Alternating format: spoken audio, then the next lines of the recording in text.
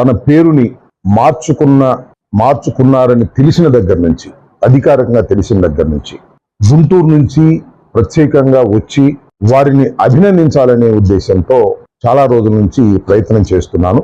కానీ ఈ రోజుకి కుదిరింది.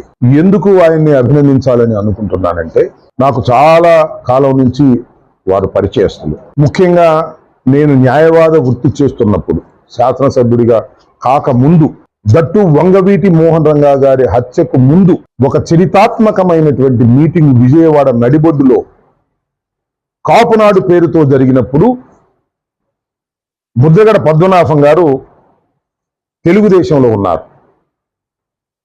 తెలుగుదేశానికి రాజీనామా చేసి ఆ రోజు కాపునాడు మీటింగ్ వచ్చి ఆ రోజు ప్రధానమైనటువంటి వక్తగా, ముఖ్య అతిథిగా